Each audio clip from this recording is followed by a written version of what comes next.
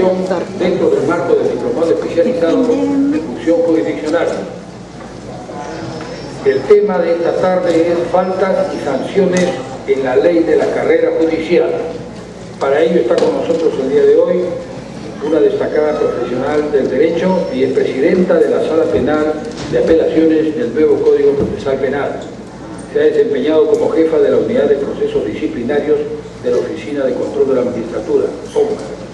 Es profesora en la Academia de la Magistratura, profesora en la Unidad de Posgrado en la Universidad San Martín de Porres.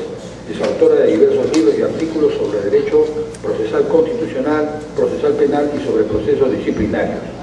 Para el Colegio de Abogados de Lima es sumamente grato saludar la presencia y anunciar la palabra de la doctora Susana Castañeda Otsud. Con ustedes, la recibimos con mucha paz.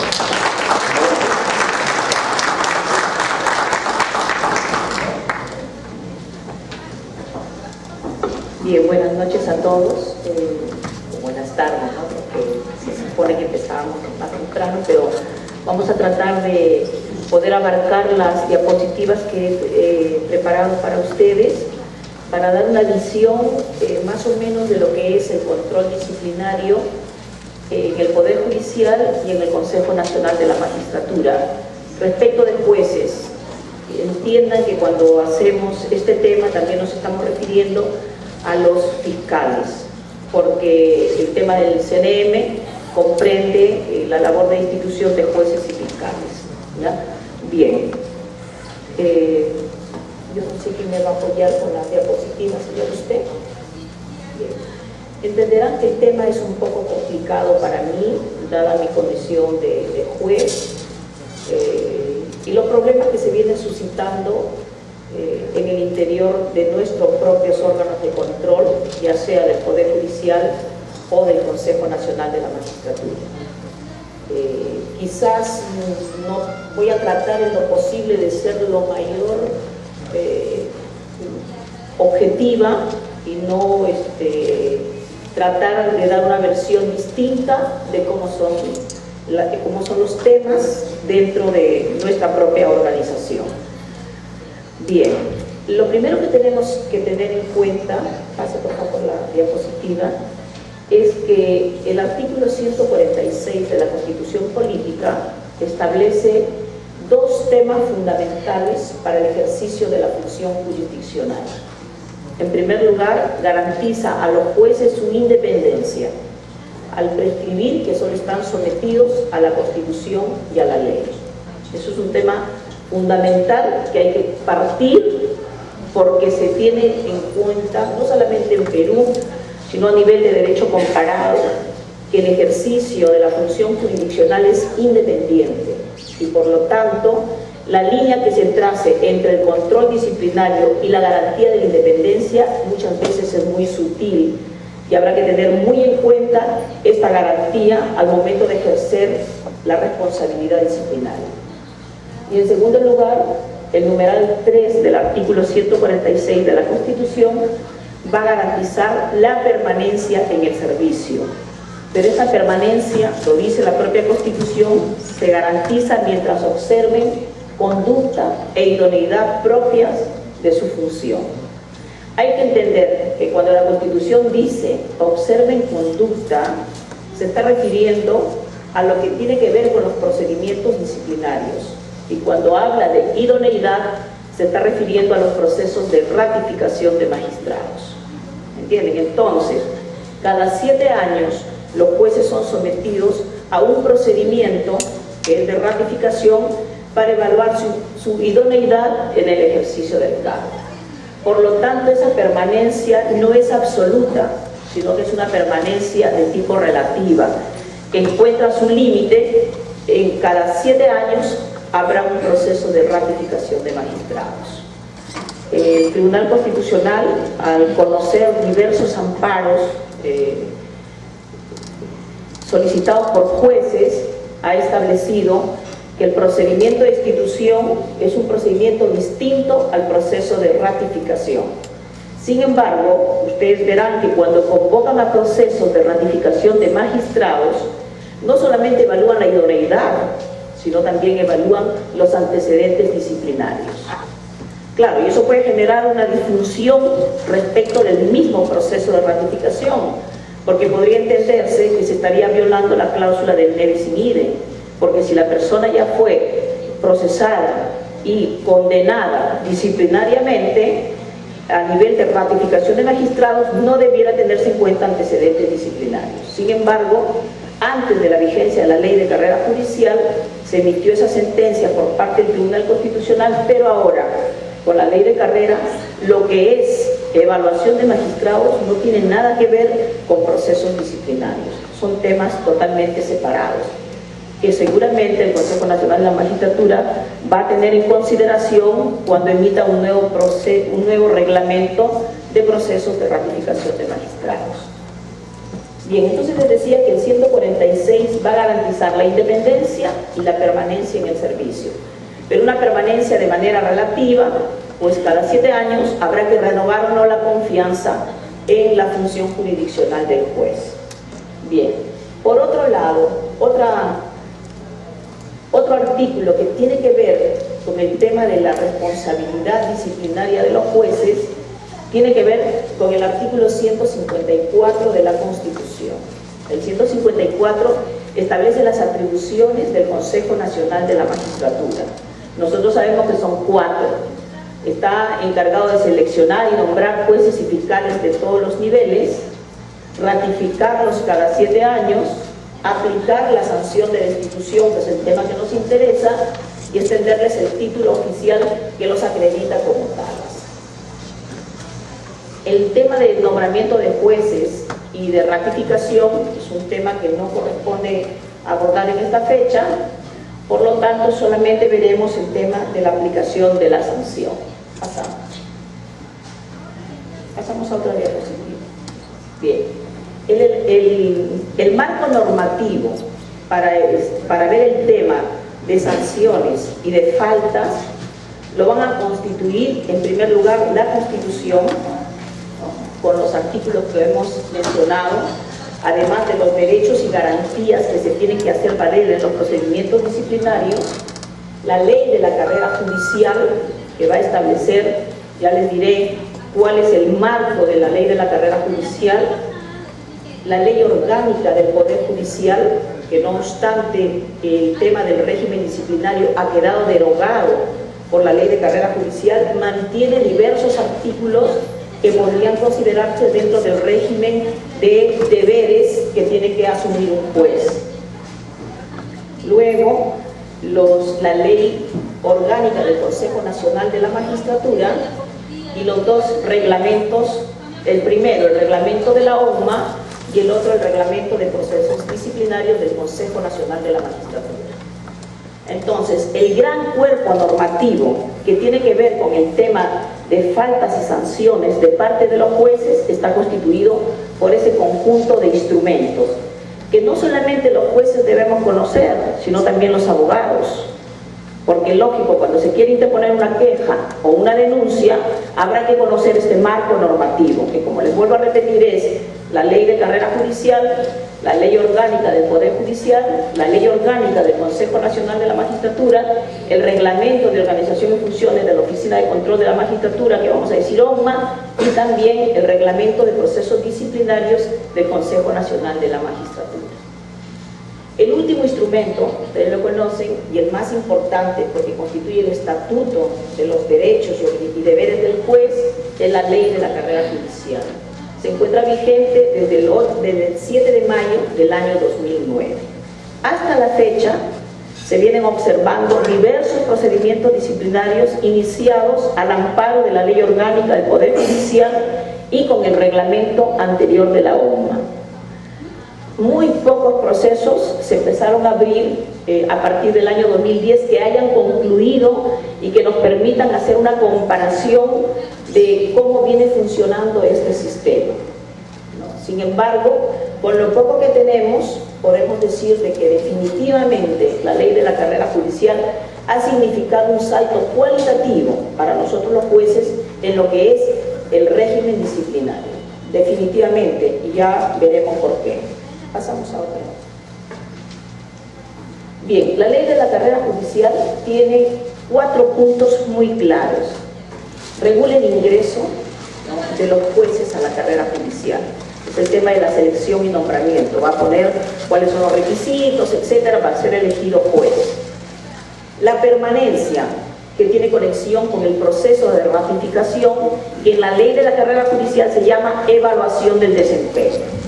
Ustedes conocen que la evaluación del desempeño en la ley de carrera judicial puede ser una evaluación parcial como una evaluación total, que es la de cada 7 años.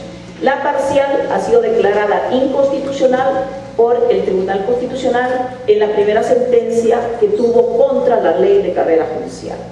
La ley de la carrera judicial a la fecha tiene 3 sentencias emitidas por el Tribunal Constitucional, 3 sentencias de inconstitucionalidad, que ustedes deberían revisar porque tiene conceptos muy interesantes sobre el tema de independencia, imparcialidad, prohibiciones del juez, el tema de poder desempeñar o no la cátedra universitaria, de desempeñar o no otras funciones que no sea la exclusividad de la función jurisdiccional, etc.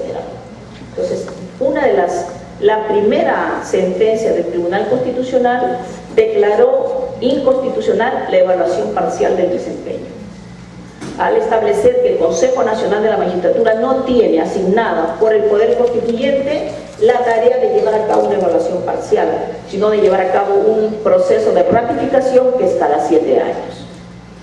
Luego, el tema del ascenso también está regulado en la ley de la carrera judicial y cómo termina el cargo de juez. Y el cargo de juez termina entre uno de sus causales por haber sido sancionado con una sanción de destitución. Bien, entonces también regula lo que es la responsabilidad disciplinaria. Los artículos de la Ley Orgánica del Poder Judicial relacionados con este tema han quedado derogados. Rige la ley de la carrera judicial. Regula también los derechos de los jueces y un conjunto de obligaciones, deberes, incompatibilidades y prohibiciones de los jueces en el ejercicio del cargo.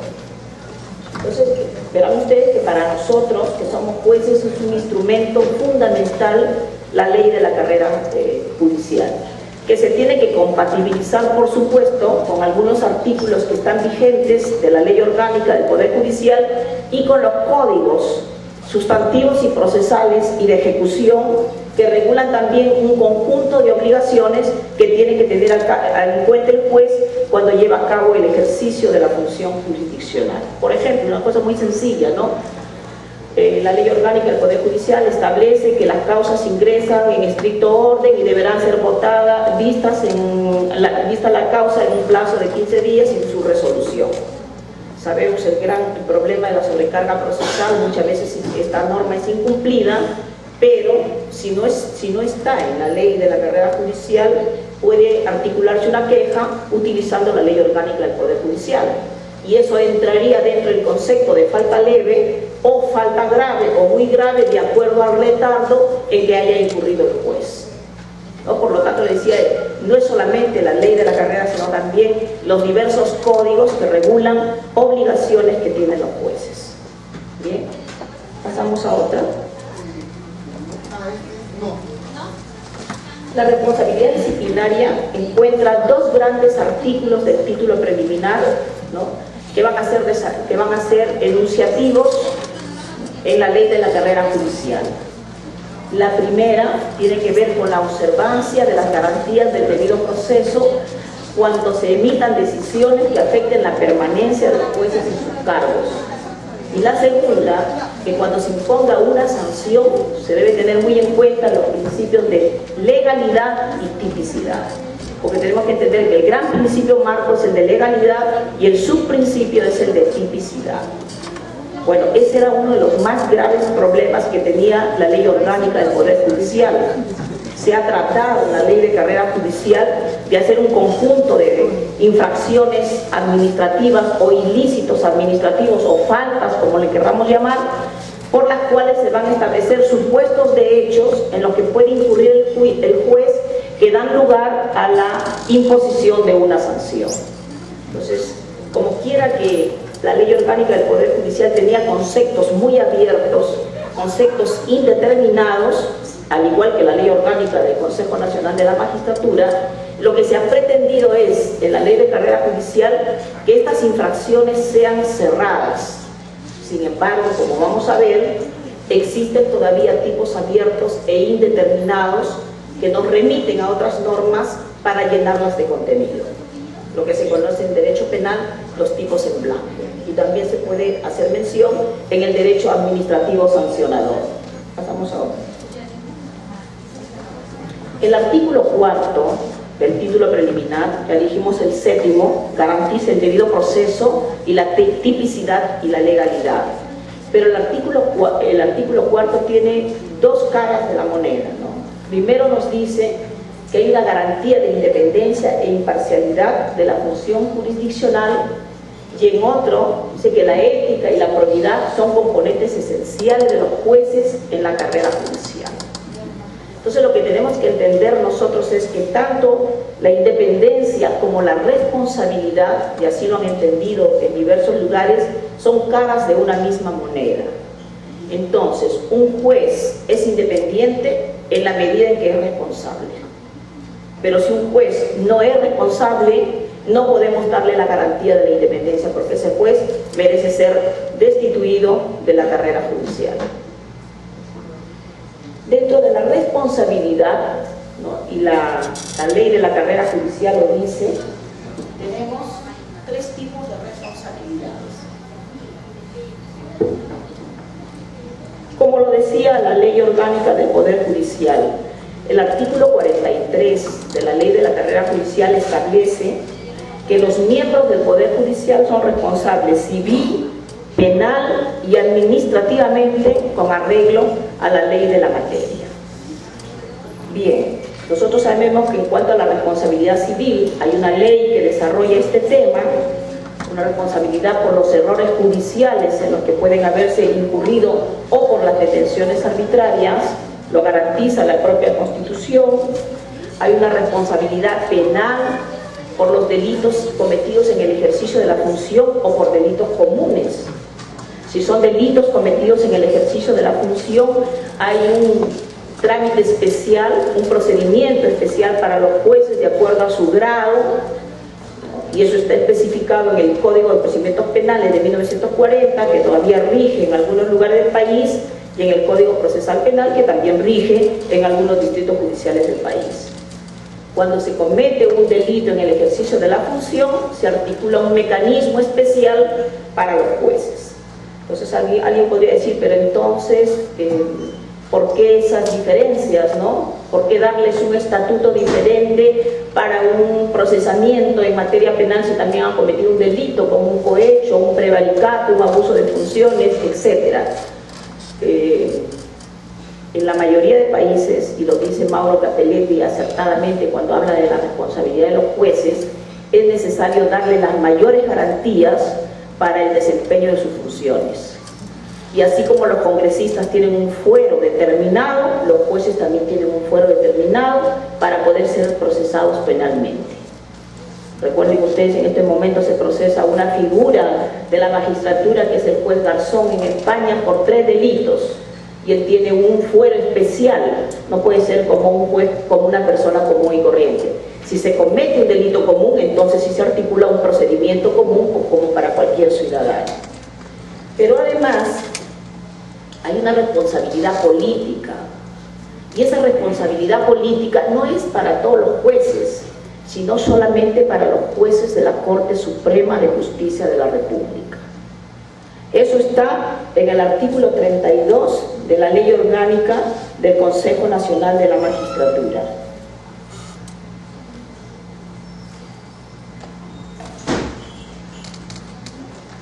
Dice el artículo 32, si hay lugar a proceso por acto que no sea delito en el ejercicio de sus funciones o infracción constitucional, se realiza una exhaustiva investigación que se desarrolla tal, ¿no? Pero luego dice, si hay presunción de delito cometido por vocales y fiscales supremos en el ejercicio de sus funciones o infracción a la Constitución. Este es el tema político. Si un juez infringe la Constitución, un juez supremo, como es un alto cargo de la nación, de conformidad con los artículos 99 y 100 de la Constitución Política, tiene lugar al antejuicio político y por lo tanto responde políticamente ante la población. También hay una responsabilidad social para los jueces que son designados por elección. La Constitución Política establece la posibilidad de que los jueces de primera instancia sean elegidos popularmente. Hasta ahora no se ha dado esa situación, pero en algún momento se dará. Cuando sean elegidos por la población, los jueces de primera instancia tendrán responsabilidad social, como existe en otros países. Por lo tanto, por ahora podemos hablar de una responsabilidad civil, de una responsabilidad penal y de una responsabilidad administrativa, que es la responsabilidad disciplinaria para los jueces de todas las instancias. Pero además los jueces de la Corte Suprema tienen una responsabilidad política y por eso tienen la prerrogativa del antejuicio político y del juicio político. Y cuando se elijan a los jueces de primera instancia tendrán una responsabilidad social. Pasamos a otra.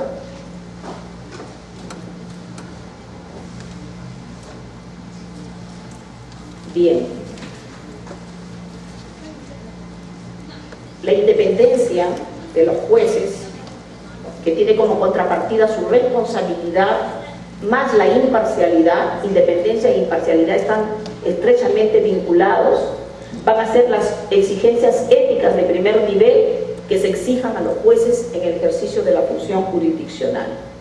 Por eso les había colocado una cita de Ruiz Vadillo, que es un autor español, para quien sin ética jamás existirá imparcialidad, de tal manera que la ética se rige en principio y fin de la actividad jurisdiccional. Por eso que ustedes habrán visto que en el artículo 4 decía que la ética y la probidad son componentes esenciales de la carrera judicial. Y a lo largo de distintas faltas establecidas como ilícitos disciplinarios, veremos manifestaciones éticas positivizadas que van a dar lugar a sanciones disciplinarias. Pasamos ahora. El Estatuto del Juez Iberoamericano, y esto sin hablar de lo que existe en nuestro país, porque en nuestro país tenemos un código de ética de la función pública, que es una ley que nos vincula a todos los funcionarios públicos, donde estamos incluidos los jueces y los fiscales. Pero yendo más al orden internacional, el Estatuto del Juez Iberoamericano tiene un capítulo regulado específicamente para ver temas de ética judicial, ¿no? Y, por ejemplo, en ese capítulo, que comprende los artículos 37 al 44, que es un estatuto inmenso, va a recoger una serie de principios como el respeto a los litigantes, a las partes, su propia independencia, la garantía del debido proceso para los ciudadanos, para los litigantes, la motivación de las resoluciones como una exigencia de la imparcialidad, el plazo razonable, la equidad y el secreto profesional. Entonces, esto que está en el Estatuto del Juez Iberoamericano, nosotros también lo vamos a ver recogido en el Código de Ética de la Función Pública, y también hay un Código de Ética Judicial que ha sido aprobado por sesión de sala plena de los señores jueces de la Corte Suprema, y que si ustedes han revisado algunas sentencias, algunas resoluciones, no son sentencias, algunas resoluciones del Consejo Nacional de la Magistratura, verán que se apoya mucho en ese estatuto del juez. En casi todas sus resoluciones que emite el Consejo Nacional de la Magistratura, cuando ya va a concluir con una destitución para un juez, aplica esos artículos de este código aprobado en sesión de sala plena de los señores jueces de la Corte Suprema. Ahora miren, hay algo que es importante. Cuando no teníamos la ley de la carrera judicial, no contábamos con un instrumento legal que estableciera los principios. En realidad, alguien podría decir eso no es importante, porque si no están los principios recogidos en una ley, para eso está la norma fundamental, ¿no es cierto? que tiene un conjunto de principios y también de derechos, que no solamente es para los ciudadanos, sino que también sirve para todos los funcionarios públicos. Y cuando hablamos de funcionarios públicos nos incluimos los jueces también.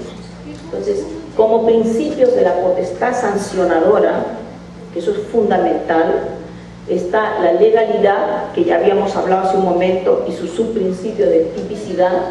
Serán objeto de control por los órganos disciplinarios aquellas conductas que están señaladas expresamente como tales por la ley. Está el principio de proporcionalidad, para ver la adecuación entre la falta que se ha cometido y la sanción que se va a imponer, principio que está recogido en el artículo 200 de la Constitución Política. Si bien es cierto cuando se dictan los estados de emergencia, ¿no?, sin embargo eso no impide que también sea aplicado en situaciones de normalidad constitucional. Entonces la interpretación que le ha dado el Tribunal Constitucional al principio de proporcionalidad, consagrado en el artículo 200 de la Constitución Política, para situaciones de anormalidad constitucional, llámese estado de excepción, ha dicho que también puede ser utilizado en situaciones de normalidad constitucional. Entonces, el principio de proporcionalidad tiene rango constitucional y está establecido en el artículo 51 de la Ley de la Carrera Judicial. Ahí encuentra su desarrollo. Y la presunción de licitud, que equivale en materia penal a la presunción de inocencia. Esos son tres grandes principios que van a regir en la Ley de la Carrera Judicial la potestad sancionadora de los órganos de control. Pasamos al otro. En cuanto a los derechos de los jueces en los procedimientos disciplinarios, vamos a tener el debido proceso, todas las garantías que integran el debido proceso, la doble instancia. Se garantiza que todas las decisiones que se emitan en un procedimiento disciplinario sean objeto de una revisión por el órgano superior. El recurso que se utiliza es el recurso de apelación. Si lo dicta una instancia de una ODEGMA, un órgano desconcentrado de control, tendrá su apelación ante el jefe de la oficina de control. Si lo dicta un jefe de una unidad disciplinaria de la OMA, tendrá su recurso de apelación ante el jefe de la OMA. Si lo dicta el jefe de la OMA, porque es el que impone las suspensiones y las suspensiones preventivas en el cargo, tendrá su recurso de apelación ante el Consejo Ejecutivo del Poder Judicial. Miren, y es un tema tan bueno que muchos jueces no conocemos el tema. Y cuando se le impone una suspensión preventiva del cargo están desesperados y no saben qué hacer. Y creen que la medida es el amparo. Y no, porque la medida es el recurso de apelación ante el Consejo Ejecutivo del Poder Judicial. Claro, y los jueces, cuando son sometidos a procedimientos disciplinarios, buscan abogados, ¿no? Porque lo peor que hace un juez es defenderse, ¿no? Tiene que buscar un abogado para que lo defienda. Y el abogado también tiene que saber cómo es el tema. Yo recuerdo de un magistrado limeño que le dieron una suspensión preventiva y su abogado me llamó para preguntarme que si podía interponer un amparo.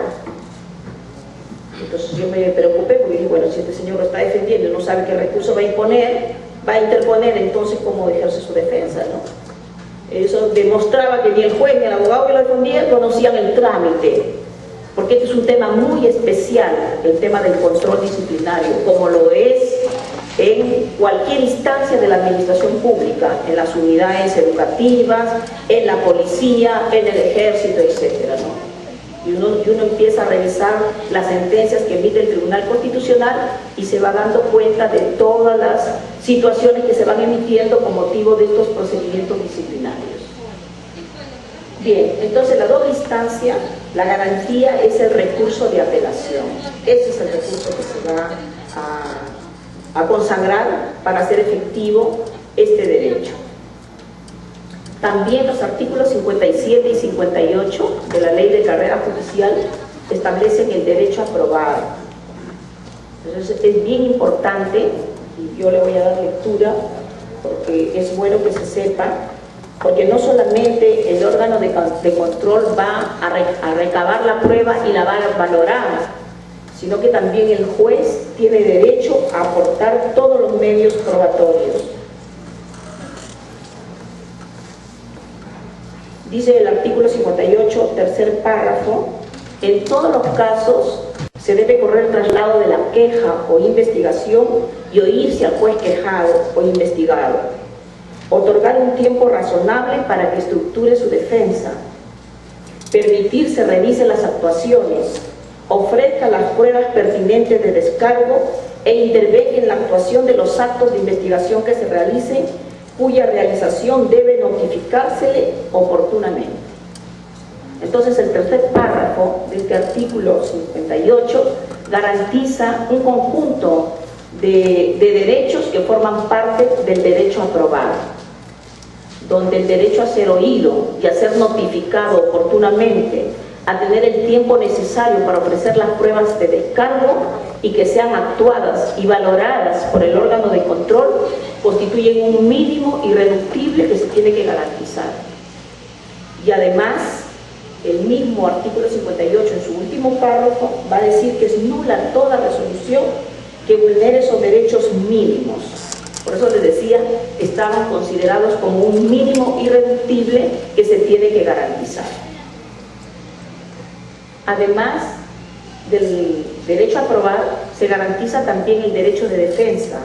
El derecho a la prueba, si bien es cierto que está desligado del derecho de defensa por la jurisprudencia, en realidad están íntimamente relacionados, tanto el derecho a probar como el derecho de defensa. Yo no me puedo defender si no tengo oportunidad de ofrecer las pruebas de descargo. Pero se ha dado autonomía al derecho a la prueba independientemente del derecho de defensa. Cuando en los tratados internacionales de derechos humanos el derecho de defensa integra además el derecho a la prueba. Pero eso no interesa, finalmente lo que importa es la jurisprudencia, y si la jurisprudencia se ha decantado en esa orientación, no importa, le ha dado autonomía a ambos derechos, lo que importa es que esos derechos sean efectivos en un procedimiento disciplinario. El artículo 60 garantiza que las resoluciones que se emitan se encuentren debidamente motivadas. El artículo 60 es uno de los artículos más grandes de la Ley de Carrera Judicial, uno de los más extensos. Regula lo que antes se llamaba la medida cautelar de atención. Ahora se llama la medida cautelar de suspensión preventiva en el cargo. Entonces, en otras palabras, es una medida cautelar la que se va a dictar. Y se va a dictar al inicio de un procedimiento cuando se cometa una falta muy grave. Entonces el juez va a ser suspendido preventivamente en el ejercicio de sus funciones. No es igual que la medida de suspensión como sanción, sino que esta es una medida cautelar, denominada en el anterior reglamento medida de abstención. Ahora se llama suspensión preventiva en el cargo. El artículo 60 establece que debe ser la resolución que establece una medida de suspensión y una prórroga, porque ahora se regula la prórroga de la medida, deben ser especialmente motivadas. Acuérdense ustedes del Código Procesal Penal, cuando regula las medidas cautelares de naturaleza personal, habla de que las resoluciones tienen que ser motivadas. Pero cuando se va a dictar una prisión preventiva como medida cautelar, el propio Código dice que tiene que ser especialmente motivada. Por lo tanto, si hay una sanción, habrá que dar una resolución motivada. Pero una suspensión preventiva en el cargo y una destitución, que es la medida más fuerte que puede imponerse a un magistrado, tiene que ser especialmente motivada. Y otro derecho viene a ser la caducidad y prescripción de la queja y de la investigación, que encuentra su desarrollo en el artículo 61 y tiene que ser complementado con el reglamento de la OMA. Bueno, ese listado de derechos no es el que en realidad es el único. Ustedes tienen que entender que más derechos pueden hacerse valer en un procedimiento disciplinario. Están los derechos que garantiza la propia Constitución y también la Ley de Procedimientos Administrativos General, que tiene un conjunto de derechos y principios que se hacen valer en el ámbito administrativo sancionador. El reglamento de la ONMA establece como una norma supletoria la ley 27444 y por lo tanto, cuando no hayan esos derechos dentro de la ley de la carrera o en la ley orgánica del Consejo Nacional de la Magistratura, lo que hay que hacer es recurrir a esta ley de procedimiento administrativo general, que contiene una gran cantidad de principios como la irretroactividad de la sanción administrativa, contiene el principio del ne bis in idem, etc. Todos ellos se pueden hacer valer dentro de un procedimiento administrativo sancionador, como es un proceso disciplinario que instaure un órgano de control en el Poder Judicial. Bien, pasamos a las faltas. Hasta acá, ¿alguna pregunta? ¿Alguna participación, alguna reflexión que quieran hacer? Sí, a ver, doctor.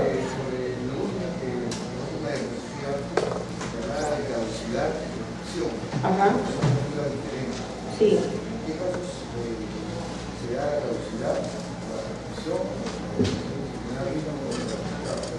Ya.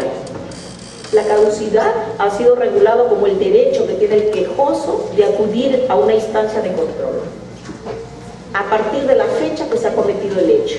Tiene 6 meses para poner en conocimiento del órgano de control una presunta inconducta funcional. Si no va dentro de esos 6 meses, pierde el derecho de poder instaurar un procedimiento administrativo contra un juez. Entonces acá dice, el plazo para interponer la queja contra los jueces caduca a los 6 meses de ocurrido el hecho. Ahora, existen además investigaciones de oficio, ¿no es cierto? Y existe también la prescripción. Cuando se inicia un procedimiento disciplinario, transcurrido 2 años, prescribe el procedimiento disciplinario. Entonces la prescripción ha sido definida en el reglamento de la ONMA como la facultad que tiene el órgano de control de iniciar una investigación, que es diferente a la caducidad, que es el derecho del quejoso. Por eso decía que tiene que hacer una conexión entre el artículo 61 de la Ley de la Carrera Judicial y lo que establece el reglamento de organización y funciones de la ONU.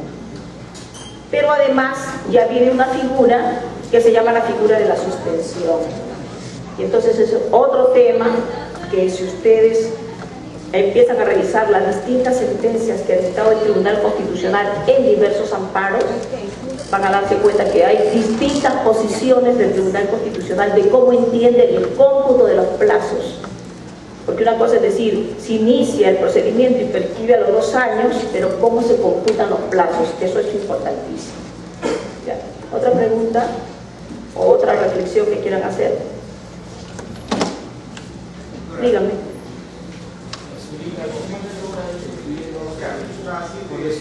A ver, acá después usted, ¿sí? ¿De qué manera está influyendo esta decisión con relación a los jueces provisionales? ¿De qué manera qué? A los jueces provisionales, ¿de qué manera está influyendo Los jueces provisionales con relación a las sanciones o medidas disciplinarias? En un caso de un juez provisional, ¿de qué manera está? Ya está bien que lo haya preguntado. Cuando decimos jueces y se hace efectiva la responsabilidad disciplinaria, es para jueces provisionales y para jueces suplentes y para jueces titulares.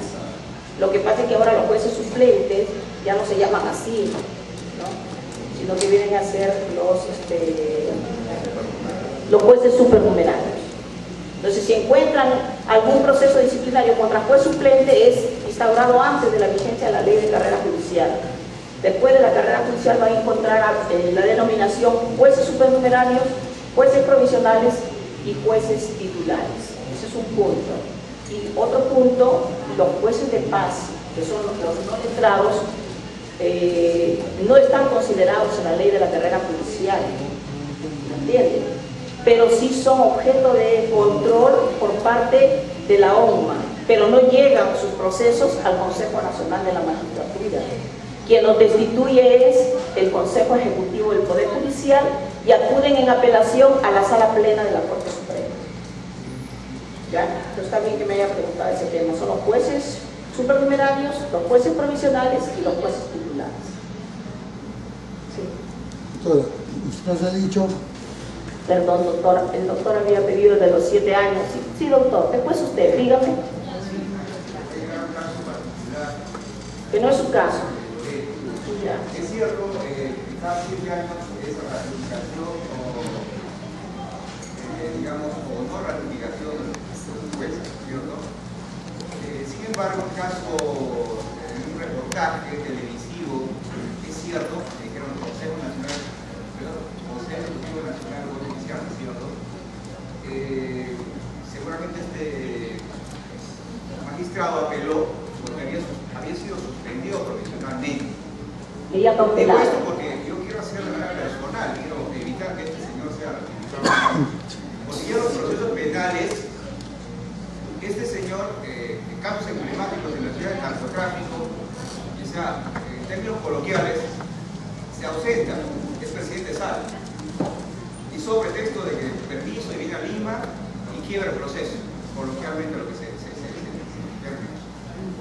Entonces, ¿en qué momento, digamos, ese proceso, el cual, digamos, todavía está en procedimiento administrativo, si no, todavía no se ha determinado su la responsabilidad? Claro, porque apeló y bueno, nuevamente digamos, dieron la razón a la apelación, ¿cierto? Ido esto, llevado esto, el momento ya que este señor cumple 7 años para que nuevamente sea ratificado o no ratificado, todo este expediente a nivel Corte Superior o a nivel Poder Judicial, mira que pasa al Consejo Nacional de la Magistratura.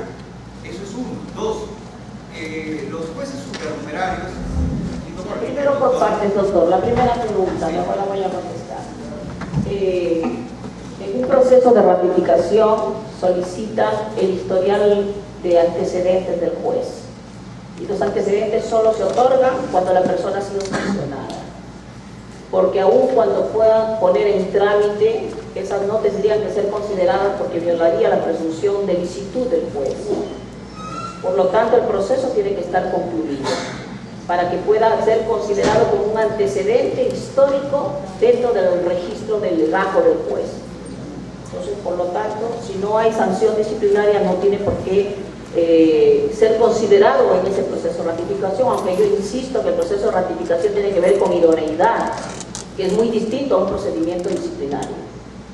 La segunda pregunta, Sí, respecto, digamos, de los jueces supernumerarios. Sí, respecto, digamos, a la vulnerabilidad que tienen los magistrados, porque son designados por el presidente de la Corte Superior que corresponde.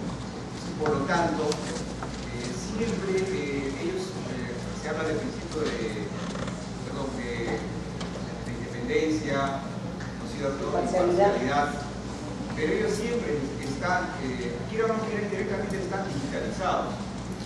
En realidad, porque son casos concretos que nosotros los abogados litigantes lo podemos de alguna manera observar, de alguna manera, digamos, la resolución de dicen que son independientes porque tengo que buscar. Yo soy autónomo. Yo puedo buscar trabajo en otro lado, eso me responden, ¿no? Yo no le dependo al presidente de la Corte, eso es mentira. Porque las resoluciones ahí están, ahí está la respuesta de cual nosotros dudamos, nosotros abogados litigantes, siempre limitados por algún interés político, digamos, o de orden jerárquico. Eso es la parte vulnerable de los jueces contratados, más conocidos como supernumerarios. Bueno, pero ¿Cómo, digamos, darles ese poder a ellos? Porque se someten también a un examen, únicamente están sometidos a un examen, sí. Pero sin embargo, si son buenos estos chicos, si un poquito quieren aplicar la doctrina, la ley o su autonomía, inmediatamente le baja el dedo al presidente de la Corte. ¿Dónde está el examen por el cual ha salido el número de este chico o esta chica? No sé, fue magistrado. Entonces ahí falta, digamos, una debilidad. Bueno, pero para eso está el tema de la ética, pues, doctor. Si yo soy un abogado y postulo para ser un juez supernumerario y tengo presiones internas o externas, ahí está la fortaleza del magistrado, ¿no? Sea provisional, sea supernumerario, sea titular. No crea que eso es solamente para un supernumerario. El juez titular también puede ser objeto de presiones internas o externas, si no, dígame el rol de los medios de comunicación.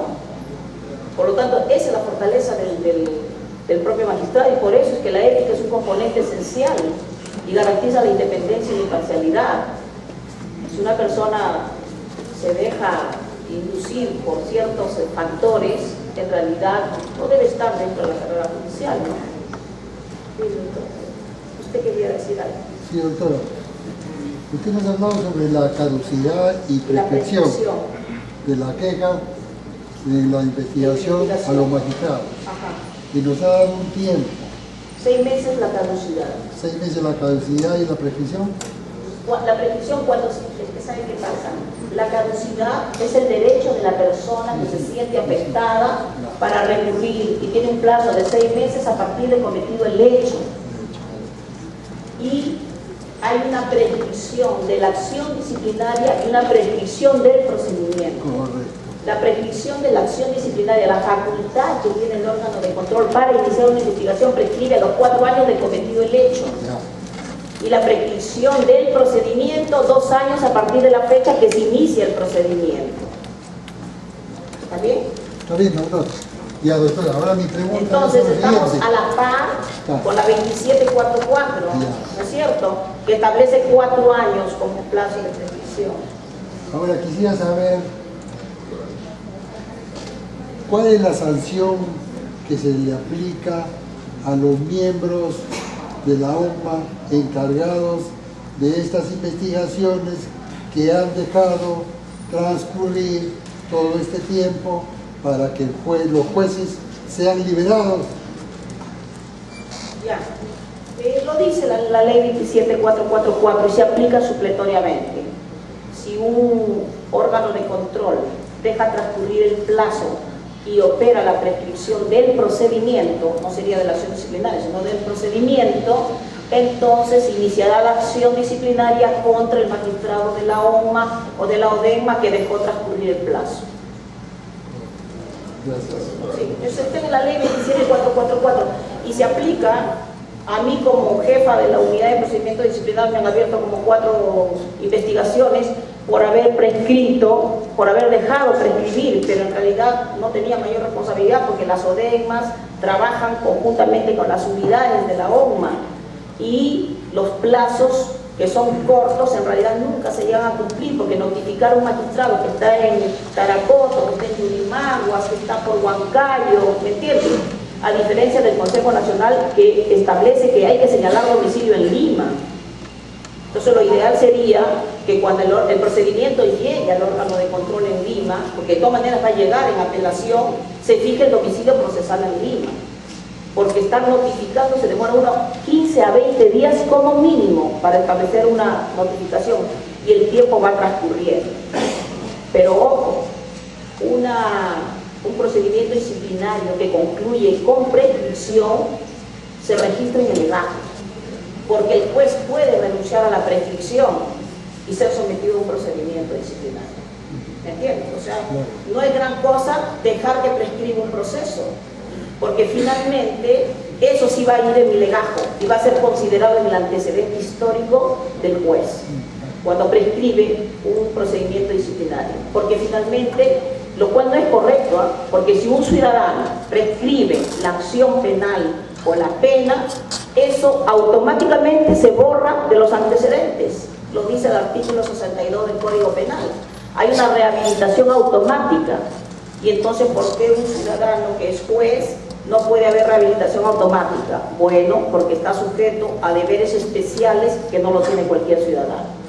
Y lo mismo pasa con cualquier funcionario de la administración pública. Sí, doctor. Gracias, doctor. En relación a los jueces supernumerarios, yo entiendo que hay 2 formas de acceder a esos cargos. La primera es la elección que hace la presidencia de la Corte Superior del Gabinete Judicial, y la segunda... Por la lista. Sí, por la lista. La lista del concurso. Concursos públicos para acceder a la magistratura, ¿no? Por el Consejo Nacional de la Magistratura, son los candidatos que han llegado a la 3ª etapa del concurso, que se han aprobado el examen escrito, el curricular, y en la entrevista, por ejemplo, han llegado segundo, tercero, pero no logró ocupar el puesto. Pero solamente hay una sola plaza, por lo cual se concurso. Entonces, los demás demás abogados que están como postulantes que no acceden pueden tener la posibilidad de ser jueces supernumerario. O candidatos en reserva. O candidatos en reserva. Sí. Entonces, ¿cuál es Pero lo que su compañero hablaba era no por los jueces supernumerarios conforme a la ley de la carrera, sino aquellos que se eligen en las cortes superiores, ¿no? Claro. Por eso hablaba su Una compañero. distinción entre los dos, ¿no? Sí. Entonces digo, ¿cuál es la lógica de que existan esos jueces supernumerarios elegidos por lista en la corte cuando hay personas que han dado exámenes, han llegado a un tercer nivel y tienen toda El mérito para poder ser acceder, ¿no? Y que no han accedido simplemente porque solamente hay una sola plaza y ahí pueden haber 4 personas que están aptas, ¿no? Sí, o también hay lugares donde quedan 2 jueces supernumerarios conforme a la ley de la carrera y las plazas son 20. ¿Me entiendes? Es al revés. Entonces, actualmente hay un concurso, no la de Roma, claro, porque no alcanza pues, para Lima y en varios lugares. Por eso su compañero se refería a ese sistema que se elige por corte, no al que usted dice que es a través de la ley de la carrera, que para mí es el mejor sistema. Yo opto por ser un juez supernumerario o opto por ser un juez candidato en reserva, ¿no? Mi pregunta nada más era, ¿cuál es la lógica para que la Corte Superior tenga la facultad de elegir jueces supernumerarios y el Consejo los tiene?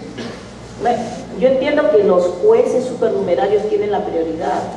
Lo que pasa es que en las cortes siempre se requiere más jueces de los que quedan, porque los jueces de carrera, usted entienda que yo como juez no voy a preferir ser juez supernumerario. Yo juez que he pasado todas las etapas voy a preferir ser candidato en reserva. ¿Qué ha pasado en Lima? 25 candidatos en reserva y como 15 pasaron a ser titulares. Se dio una situación muy especial que quizás no se vuelva a dar. Jueces supremos, quedaron 7 como jueces candidatos en reserva. ¿Usted cree que alguno va a querer ser juez supernumerario? Se queda como juez candidato en reserva y pasan a ser 4. Nunca se ha dado esa situación, que de 7 nombren a 4 supremos candidatos en reserva. Bueno, son oportunidades que se presentan, ¿no? Y que hay que cogerlas. Solo dura un año. Eso sí, pero es suficiente. Un año es suficiente. Muchas cosas pueden pasar en un año. Son 365 días. Yo puedo hacer mucho en 365 días. A ver, doctor. A ver.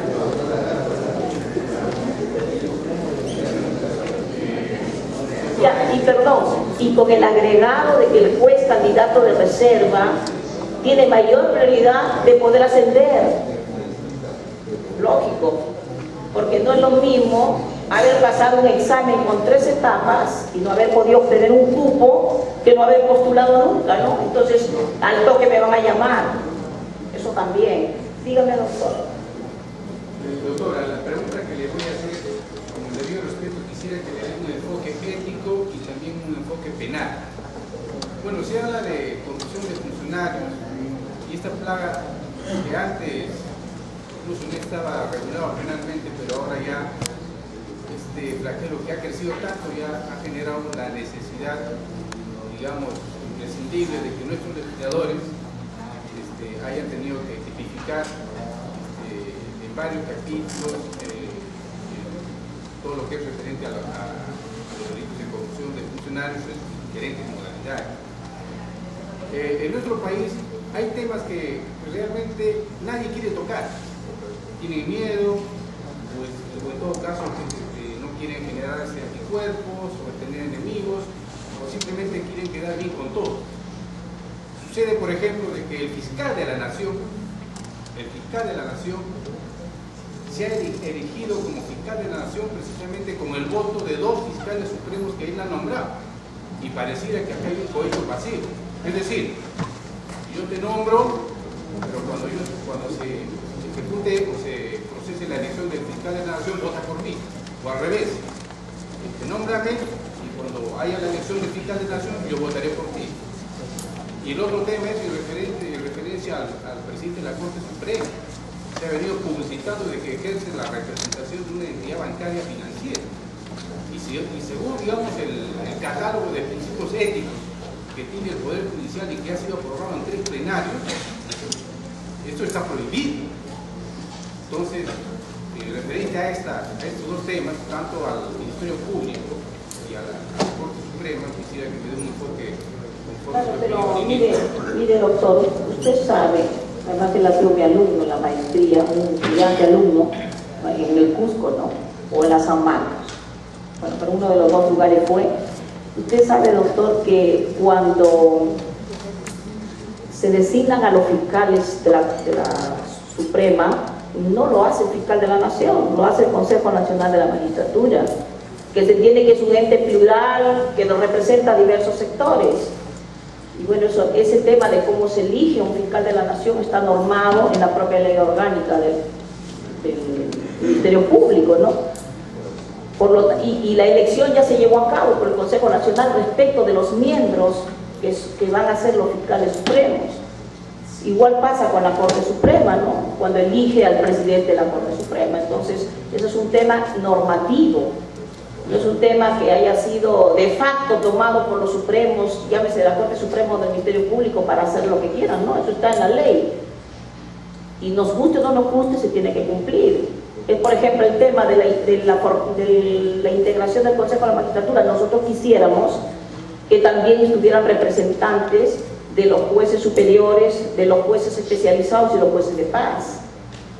Y solamente hay un representante de los jueces supremos ante el Consejo Nacional, cuando en todos los países del mundo los consejos de la judicatura, el 60% está integrado por jueces, y este es el único país donde el único representante de los jueces es 1 de 7.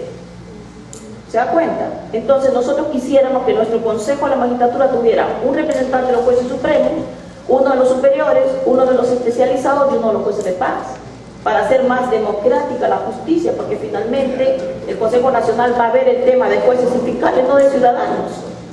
Va a ver nuestros problemas de selección y nombramiento, de ratificación y de destitución. Y porque España, Italia, Argentina y todos tienen el 60% de sus miembros jueces y nosotros tenemos 1, no me parece. Pero sin embargo lo respetamos porque está en la Constitución, no nos queda otra, ¿no? Hasta que no haya una reforma constitucional. Segundo punto, lo del doctor César San Martín, que ha salido en un periódico, no ha sido continuado, por lo tanto nosotros no sabemos cuál es la verdad.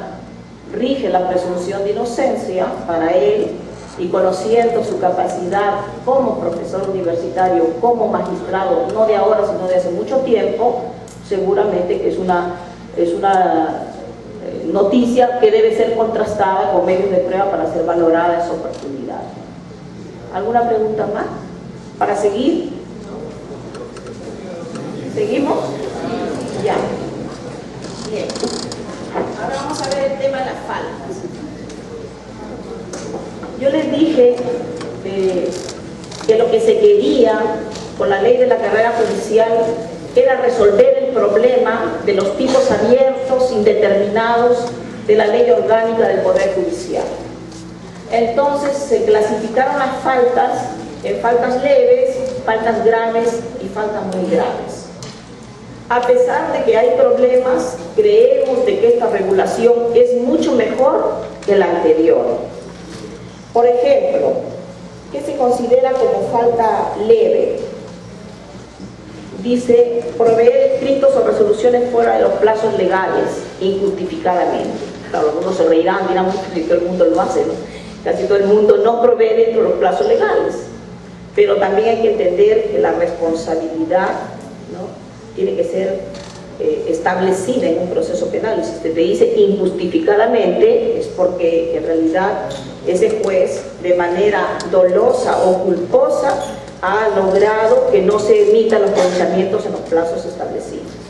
Pero si hay justificación, no tendría lugar a sanción.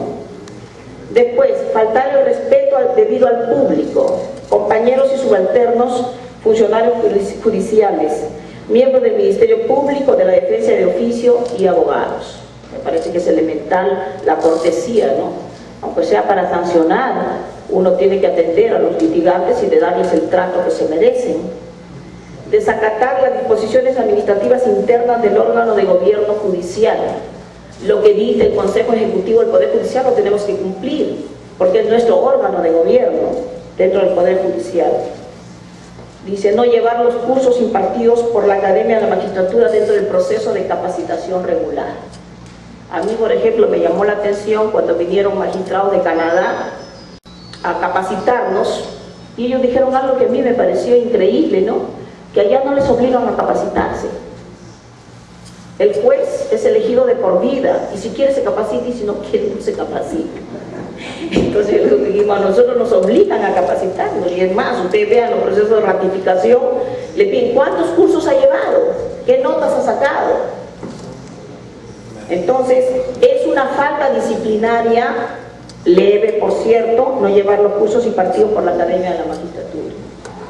Entonces las faltas leves están totalmente tipificadas en el artículo 46. Yo sé que cometo una infracción y merezco una amonestación. Y a mí me parece que eso es bueno, porque como el derecho penal, el ciudadano sabe que comete un delito que está tipificado en la ley y tiene que pagar una condena. Igual yo sé que cometo una infracción, un ilícito administrativo tipificado y lo tengo que pagar, porque esa es mi responsabilidad. Sin embargo, cuando vienen las faltas graves, ¿no? Entonces ya viene el problema de las normas remisivas, que ese es el problema que se afronta constantemente. El artículo 47 define las faltas graves, es un gran listado de 19 infracciones administrativas o ilícitos. Por ejemplo, dice no guardar la discreción debida en aquellos asuntos que por su naturaleza requieren reserva, o comentar a través de cualquier medio de comunicación aspectos procesales o de fondo de un proceso. ¿Por qué he escogido el 47, numerales 5 y numerales 6? Porque han sido objeto de una demanda de inconstitucionalidad, la primera demanda interpuesta por la señora fiscal de la Nación. Ella considera que estos artículos son inconstitucionales. ¿Y qué ha dicho el Tribunal Constitucional? Que no son inconstitucionales, porque los jueces tienen la obligación de guardar una debida discreción al momento de conocer los procesos. Y además ellos no pueden estar comentando a través de medios de comunicación cómo se llevan a cabo los procesos. Lo que sí pueden hacer es que una vez que el proceso ha concluido, emitir una opinión. O yo como juez puedo criticar una resolución emitida por otro juez, porque tengo el derecho constitucional a formular críticas contra las resoluciones judiciales. Por lo tanto, si el proceso está en curso, yo no me puedo defender. Entonces, esa era la tesis de la señora fiscal, que me parece correcta. Por eso es que en otros países hay consejos de prensa. Entonces, cuando hay un proceso sensible está en trámite, y cuando digo sensible son los de la prensa, ¿no? No vamos a decir qué temas, qué casos, ustedes ya se imaginarán qué casos son, ¿no? Querellas de artistas famosos, casos de ministros que están implicados en problemas de corrupción, casos de grandes dirigentes terroristas o de narcotraficantes, ¿no? Esos temas que salen en la prensa. Entonces en España, en Colombia, etcétera, lo que logran es tener un grupo de prensa dirigido por un magistrado que empieza a dar las comunicaciones de lo que viene pasando. No lo dice el propio magistrado, para no involucrarse en el tema. Entonces ustedes vean la primera sentencia del Tribunal Constitucional sobre la ley de la carrera y emite su pronunciamiento sobre el artículo 47, incisos 5 y 6. Después, el 47.8 ha sido objeto de una segunda sentencia de inconstitucionalidad, la que dice: falta grave desacatar las disposiciones contenidas en reglamentos, acuerdos y resoluciones que dicte la Corte Suprema en materia jurisdiccional. Entonces, el Tribunal Constitucional ha dicho lo siguiente: una resolución que emita la Corte Suprema es vinculante para las partes del proceso y un juez no la puede desacatar. En segundo lugar, ha dicho que cuando emite una resolución con efectos vinculantes y con vocación de sentar doctrina jurisprudencial, un juez sí se puede desvincular, siempre y cuando motive adecuadamente su resolución. Y tercero, ha dicho que cuando la Corte Suprema emita precedentes vinculantes, no acuerdos plenarios, sino precedentes vinculantes, los jueces nos encontramos vinculados a las decisiones de la Corte Suprema. Porque así como los miembros del Tribunal Constitucional son la última instancia en materia constitucional, han dicho que los jueces del Poder Judicial son la última instancia en materia de legalidad. Y por lo tanto nos encontramos vinculados a su decisión. Importantísimo este fallo emitido en la segunda resolución. El Colegio de Abogados del Callao, que fue el segundo. La primera demanda la interpone la Fiscal de la Nación. La segunda la interpone el Colegio de Abogados del Callao. Ataca al 47, numeral 8.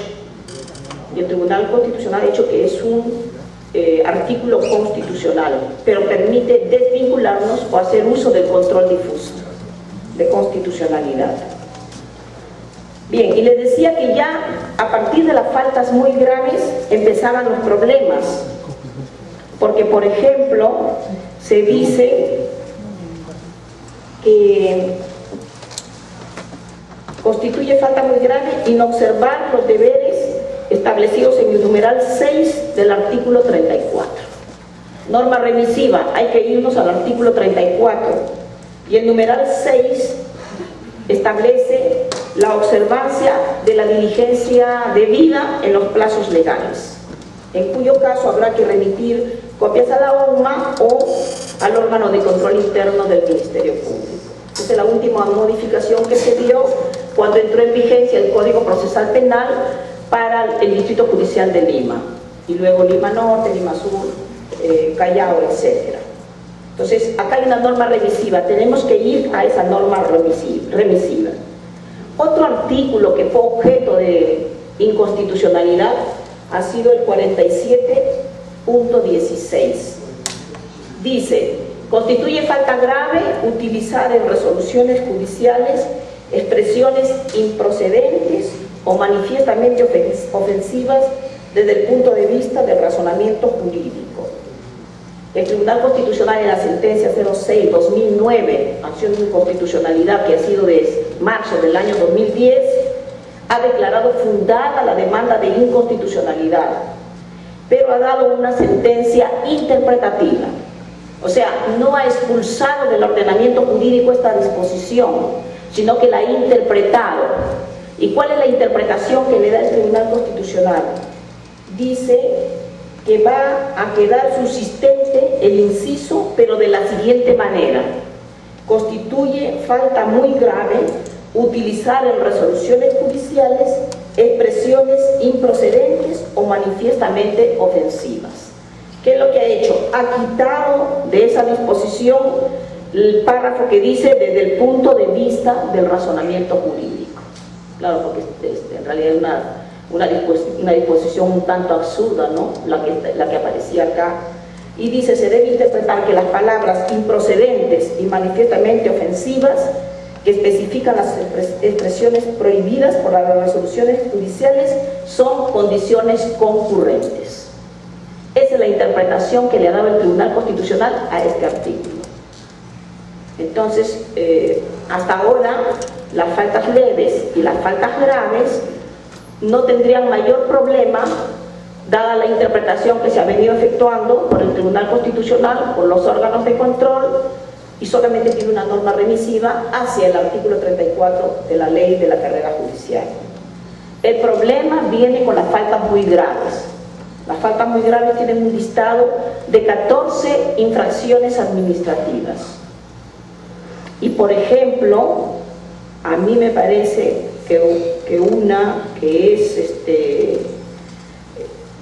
un poco complicada es la que tiene que ver con la inobservar inexcusablemente el cumplimiento de los deberes judiciales.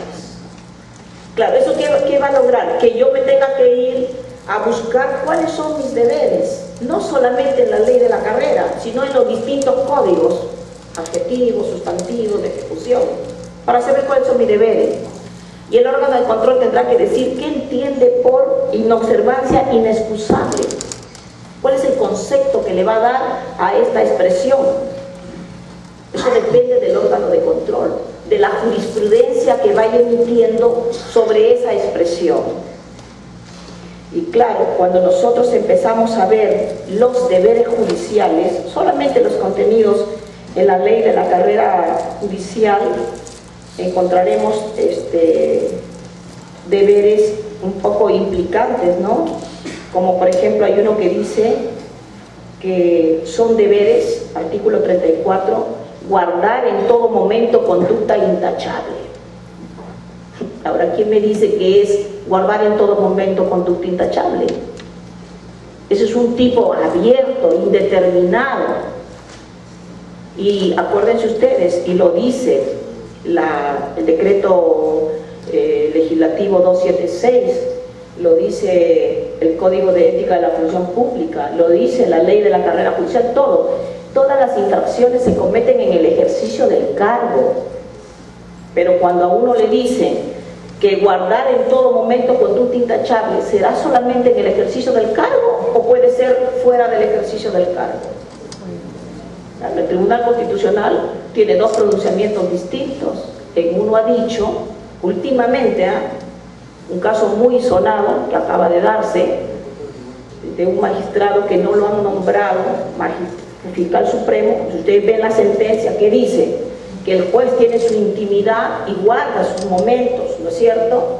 Te da a entender que solamente la infracción se comete en el ejercicio del cargo.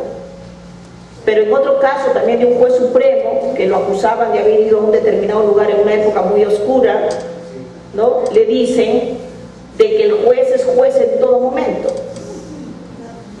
Y acuérdense ustedes del caso de nuestro magistrado de Chiclayo, ¿no? Por ir a una fiesta de un litigante, suspendieron como a 8. Entonces, ¿qué va a hacer guardar conducta intachable en todo momento? ¿Solamente cuando ejerzo el cargo de juez? ¿O cuando yo me cambio de ropa y me voy a una fiesta, a una discoteca? ¿Seguiré siendo juez? Hay dos posiciones, ¿no? La posición italiana, que lo sigue la posición argentina, que se dice que el juez es juez en todo momento de su vida. Y la posición europea, alemana, española, que dice que el juez solamente puede ser objeto de sanción en el ejercicio del cargo. Por ahora no está definido, pero por los temas que estamos viendo, y acuérdense ustedes también de un magistrado que borracho salió en la televisión queriéndole pegar a un periodista y tanta cosa, y lo suspendieron también en el ejercicio del cargo, le estaba conduciendo fuera del horario de trabajo. A un fiscal que le abrieron proceso con pedido de destitución porque estuvo libando licor con su secretario y un litigante a las 6 de la tarde. ¿Se dan cuenta? O sea, ya no está en el ejercicio del cargo. Entonces la jurisprudencia más o menos, salvo la última resolución, se está decantando porque el guardar conducta intachable en todo momento comprende también el no ejercicio en el cargo, sino en todo momento. Entonces, lo que se requiere son interpretaciones claras, jurisprudencia que sea uniforme, por algo tendría que ser jurisprudencia, para que el juez o fiscal sepa cómo se va a interpretar ese ilícito administrativo por parte del órgano de control. Y guardar la condición de vida, el cuidado, la diligencia de vida para no incurrir en una infracción. O sea, el artículo 34, que es el incumplimiento de los deberes, tiene deberes muy complejos que cumplir, y claro, y otra más, que es una norma totalmente remisiva, el artículo 34, inciso 18, cumplir las demás obligaciones señaladas por ley. No te dice por esta ley, sino por ley. Por lo tanto, yo me tengo que ir a todas las leyes donde hayan obligaciones para los jueces, y su incumplimiento puede generar una falta muy grave o una falta grave. ¿Ya? Pero de todas maneras, aún con esos conceptos abiertos, indeterminados, que son muy pocos, yo creo que la regulación es muchísimo mejor que cuando se encontraba vigente la ley orgánica del Poder Judicial.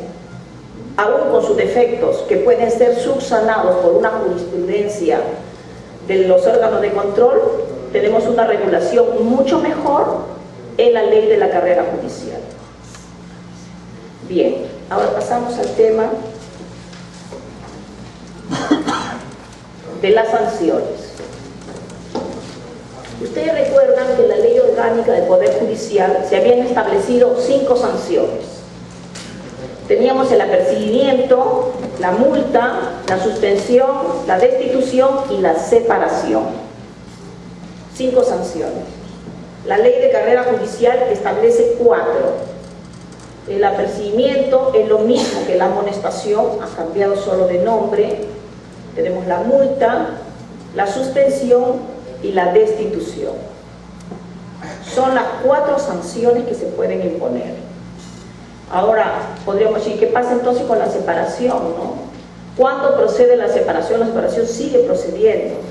Cuando se descubre que un magistrado no reúne los requisitos establecidos en su momento por la ley orgánica o ahora por la ley de carrera judicial para estar en el ejercicio del cargo. Por ejemplo, dice que es abogado, pero se ha ido a sacar su título en Azángaro, ¿no? Y por lo tanto hay que separarlo del ejercicio del cargo. Y sin perjuicio del delito contra la fe pública, por supuesto, ¿no? Porque cometió un delito, si es que no haya prescrito. ¿Ya? O ha sido objeto de una condena antes del ejercicio del cargo. Si ha sido objeto de una condena antes del ejercicio del cargo, será separado.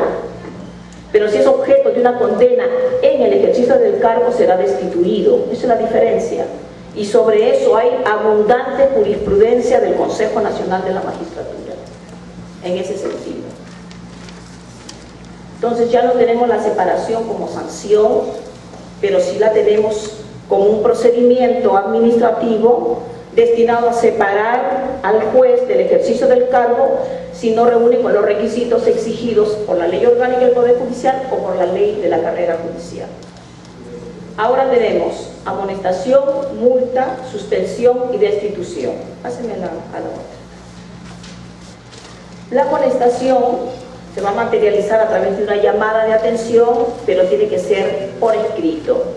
Porque si es verbal no tiene mayor utilidad práctica, porque finalmente no va a quedar grabada en el legajo personal del juez. Seguimos. Bueno, es una de las sanciones que mayor se aplica, ¿no? Porque generalmente cuando se tipifican las sanciones y se aplican las sanciones, se aplican sanciones de apercibimiento o amonestación. La multa, ya sabemos que es una sanción de carácter pecuniario, se va a pagar un importe de lo que se percibe de la remuneración como juez y su límite viene a ser el 10% de la remuneración total mensual. Aquí no hay mayores problemas porque se cursa un oficio al ente correspondiente para que haga la retención. Si ustedes leen algunas normas de otros países de control disciplinario se van a dar cuenta de muchas sorpresas, ¿no?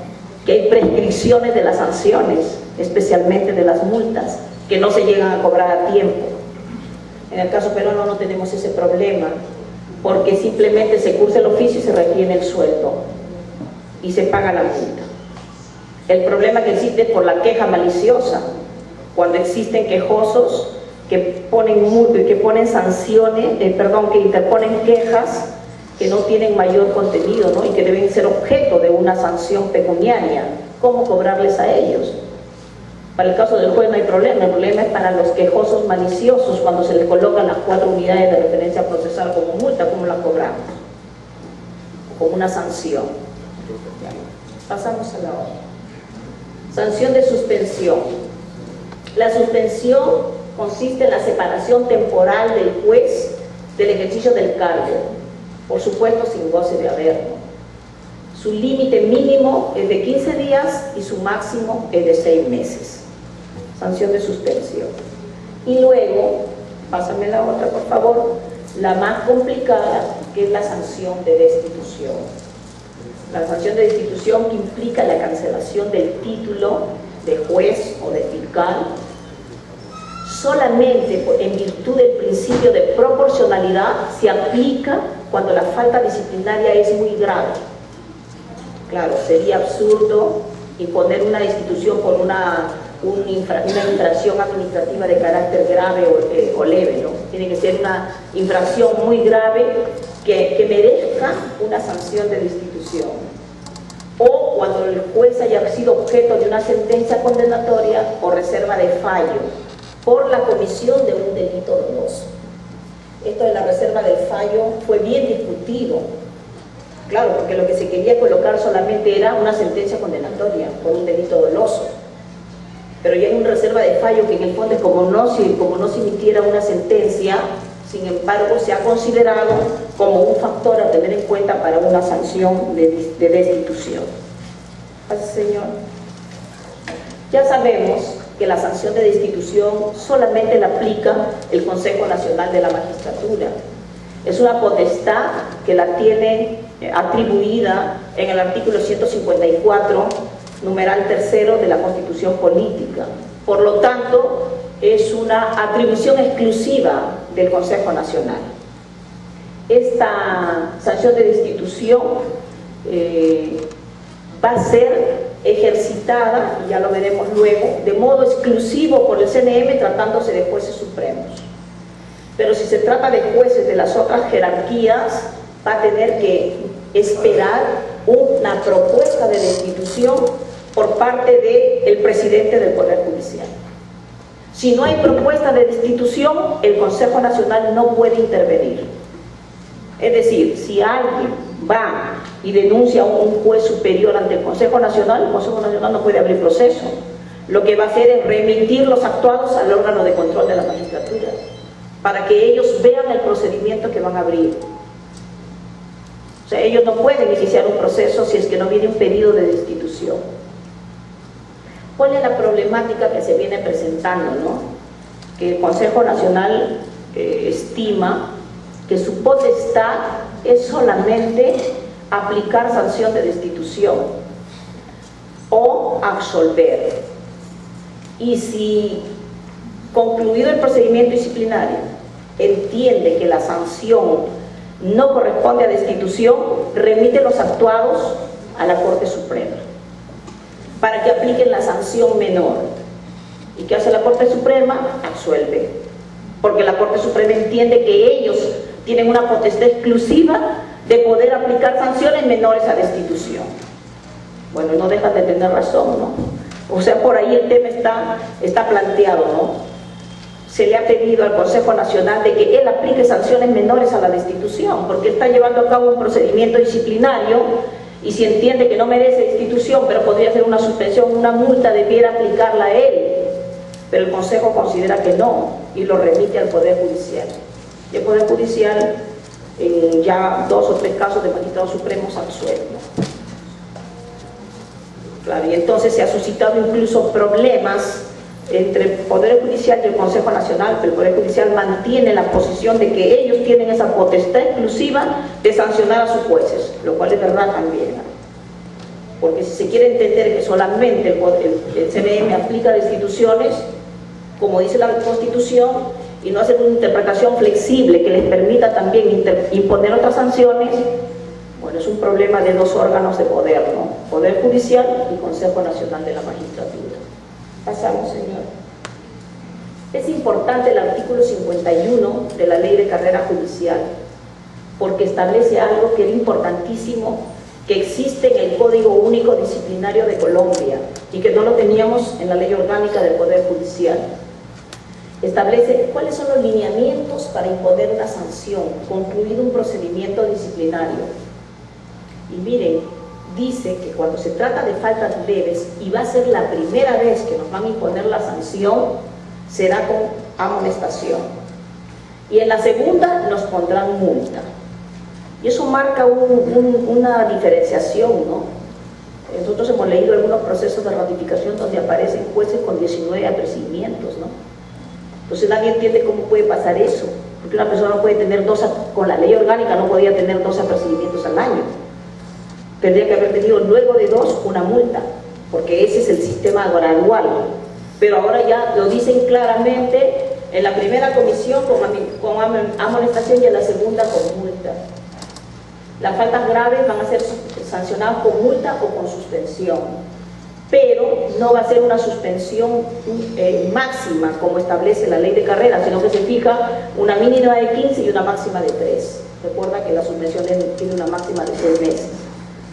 Estamos hablando de la primera. Si me hay una segunda, me pondrán por los 6 meses. Y luego viene la muy grave, que se va a sancionar la muy grave con suspensión, con una mínima de 4 y una máxima de 6 o con destitución. Y por lo tanto ahí el principio de proporcionalidad será fundamental al momento de aplicar una sanción. Porque corresponderá al órgano de control ver si va a merecer una propuesta de destitución, tratándose de jueces menores a supremos, o al Consejo Nacional, si va a imponer la destitución a los jueces supremos o a los jueces de menor rango, una vez que se le ha hecho una propuesta de destitución. Seguimos. Por favor. También, ¿se acabó? No ha pasado, pero yo le digo, también hay unos criterios para graduar la imposición de las sanciones, que están previstos en el mismo artículo 51. Por ejemplo, es como si hiciéramos una determinación judicial de la pena. ¿Se acuerdan ustedes que ahora se han sacado como 3 acuerdos plenarios para ver determinación judicial de la pena? Así más o menos va a ser ahora. Se va a tener en cuenta al momento de aplicar una sanción el nivel del juez en la carrera judicial. Que habrá que entender que mayor responsabilidad tendrá un juez supremo que un juez de paz, ¿no? Porque tiene mayores deberes y mayor responsabilidad, ¿no?, a la luz de lo que viene aconteciendo, ¿no? El grado de participación en la infracción, cómo ha participado en la comisión de este ilícito administrativo, porque puede haber concurso de infracciones o concurso de autores y partícipes, el concurso de otras personas, el grado de perturbación del servicio judicial. También se va a ver esto que siempre se va a utilizar para destituir a un juez, la trascendencia social de la infracción. Si no, no me digan cuántos jueces suspendidos por dar medidas cautelares en buses camión, casinos y tragamonedas, embarcaciones pesqueras, etcétera, ¿no? El tema que se maneja allí es la trascendencia social que ha tenido a cabo la infracción, el grado de culpabilidad del autor, cuál es el cuidado que ha tenido en la preparación del ilícito administrativo, y también algo bien importante, que es la presencia de situaciones personales excepcionales que aminoran la capacidad de autodeterminación. El caso del magistrado que estaba mareado, ¿no?, que por la trascendencia social podría habérsele pedido una destitución, pero la propia situación que él tuvo de haber ingerido el licor y haberse sometido, porque hay en el procedimiento disciplinario también una especie de conclusión anticipada, ¿no?, reconoce los hechos y por lo tanto se le aminora la sanción y se le dio suspensión. Son situaciones excepcionales que tendrá que valorar el órgano de control. ¿No será que no lo han copiado bien? Ahí lo tengo en mi cartera para que lo vayan viendo. La suspensión preventiva del cargo. Bueno, entonces, hasta ahí el tema de las sanciones. Quiero decirles que hay cantidad de resoluciones emitidas por los órganos de control, que luego lo veremos, por eso quería la diapositiva para que vean ustedes cómo está conformado los órganos de control. Vamos a dejar de lado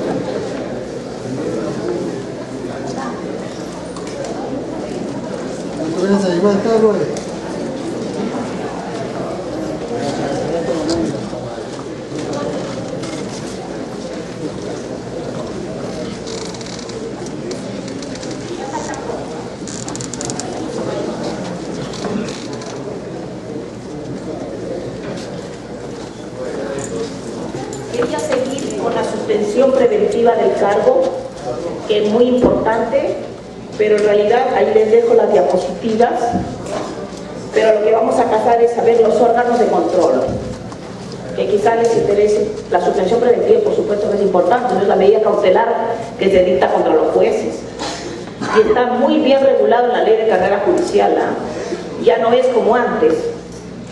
Antes, para poder imponer una medida cautelar, incluso no había mayor motivación. Ahora hay Colegio de Abogados, ese. A ver. No. Otra, se llama faltas y sanciones.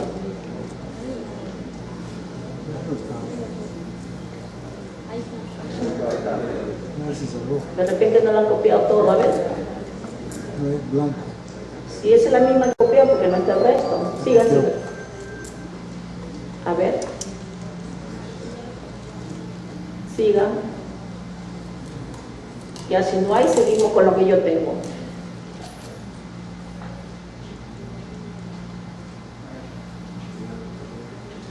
Ahí no la han copiado. Ya. Bueno, no importa. Pero yo les envío las diapositivas, no hay problema.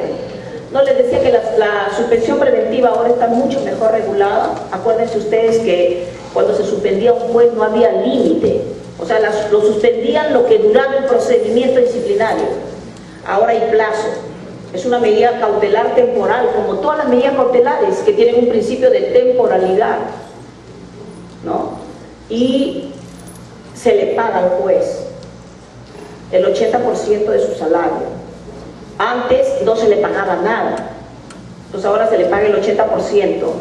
Si esa persona es condenada, ese 80% que se le pagó durante la suspensión pasará a ser descontado de su CTS.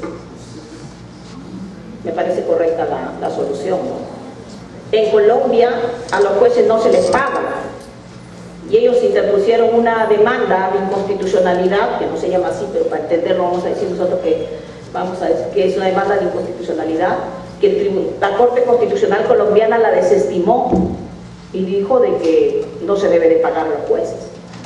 En cambio en Santo Domingo, en Brasil, en Panamá, juez suspendido preventivamente tiene su salario.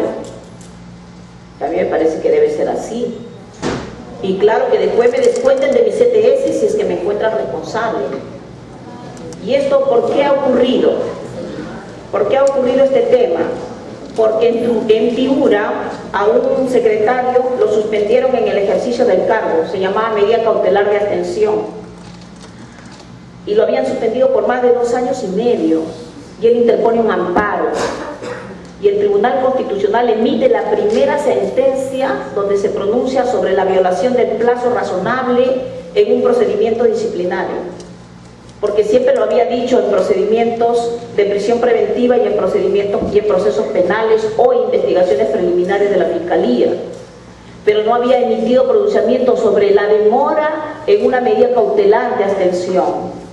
Y hizo una recomendación a los órganos de control del Poder Judicial para que en lo sucesivo tengan en cuenta el plazo razonable de la tramitación de un procedimiento, porque eso no solamente afectaba el puesto de esta persona, sino la subsistencia de él y de su familia. Claro, y esa sentencia, ¿no? El señor se llama Ramos Lang, lo pueden bajar de la página web del TC, entran y ponen Ramos Lang, Tito Ramos Lancel. A partir de esa sentencia es que se empieza a trabajar que una medida cautelar tiene que tener plazo, como todas las medidas que son variables, que son temporales, etc. Entonces le digo que ahora está mejor regulado que antes. Bueno, pero vamos al tema de los órganos de control. Miren, el órgano de control es totalmente interno a cargo del Poder Judicial cuando se trata de jueces de paz letrados, jueces especializados y jueces superiores. Todo el procedimiento se presenta ante las ODEGMAS o ante la OMA. Las ODEGMAS son los órganos desconcentrados de control, que antes se llamaban ODIGMAS, ahora se llaman ODEGMAS. Es lo mismo, ha cambiado el nombre, pero su conformación ha sido un poco cambiada porque antes habían las codigmas y ahora existen las unidades.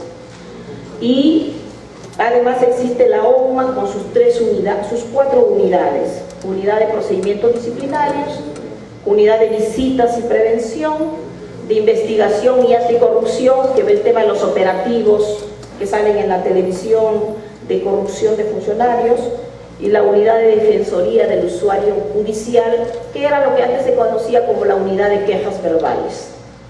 Entonces, estos órganos, la Oficina de Control de la Magistratura y las ODEGMAS se encargan de recibir y procesar las quejas a nivel nacional.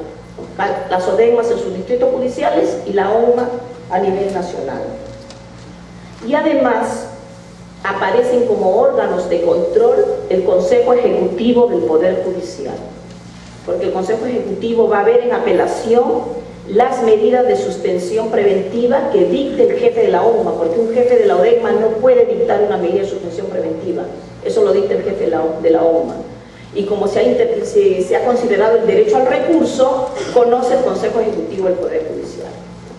Y la Sala Plena de la Corte Suprema también es un órgano de control, pero para el caso de los jueces de paz no letrados y también para el caso de los auxiliares, porque a ellos también los va a procesar las ODEGMAS y las ONMAS.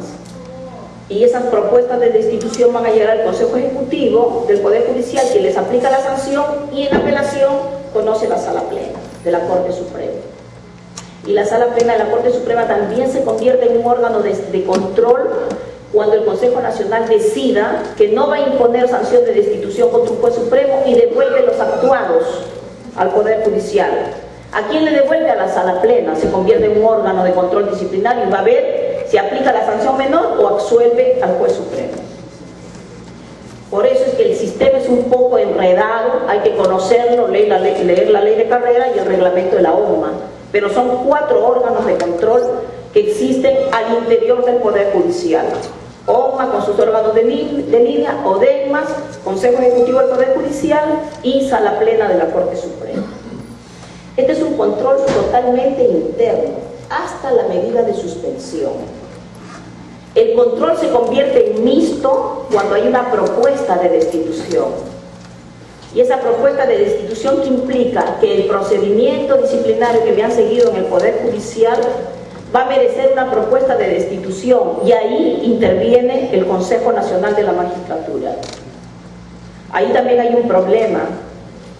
El Tribunal Constitucional considera que el procedimiento ante el CNM es una continuación del procedimiento efectuado en los órganos de control del Poder Judicial, lo cual me parece correcto, porque todo ese tiempo que hemos tenido sometidos a proceso, 2 años, 3 años, no va a contar, y el Consejo Nacional considera de que es un nuevo procedimiento disciplinario, a tal punto que ellos califican la propuesta de destitución y si consideran que no hay lugar, absuelven, o si no, abren procedimiento disciplinario. Y ahí vienen los graves problemas de la caducidad y de la prescripción. Todos los procesos, ustedes lean, resolución que lean del CNM, lo primero que va a atacar un juez es la caducidad o la prescripción, lo van a ver. Y ahí vienen los distintos pronunciamientos del Poder Judicial, del CNM y del Tribunal Constitucional, totalmente distintos en relación a lo que entienden por caducidad y por prescripción. Claro, porque no se tiene claro que si el procedimiento de la ONMA es una continuación o no del procedimiento que me van a seguir ante el Consejo Nacional de la Magistratura.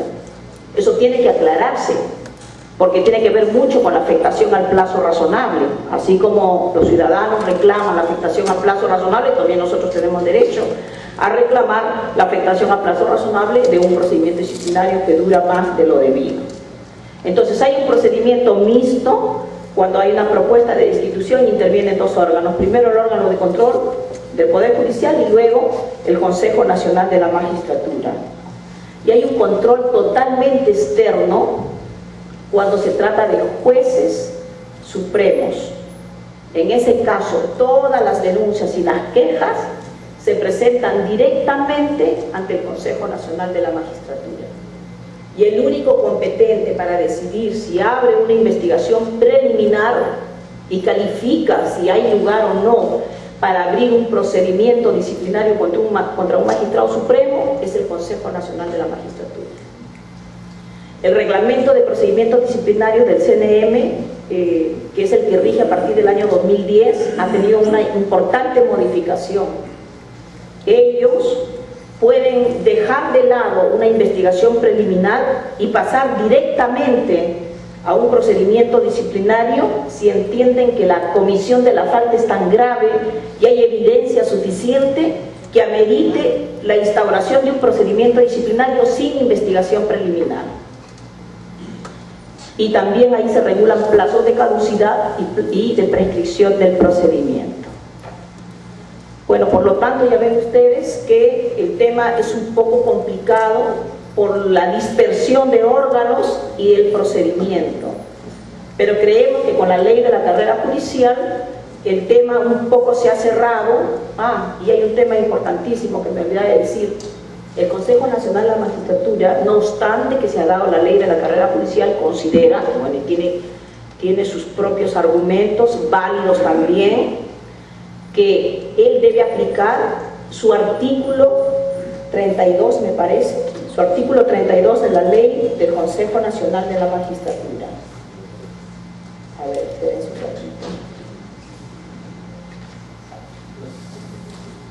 El 31, fíjense, estamos diciendo que la ley de carrera es nuestro estatuto, establece faltas leves, faltas graves y faltas muy graves, y nos da la posibilidad de que una muy grave pueda ser objeto de suspensión y no de destitución. Nos conviene la ley de carrera a nosotros los jueces, pero el Consejo Nacional considera que él debe aplicar su artículo 31 de su ley orgánica, que establece cuatro causales para imponer sanción de destitución.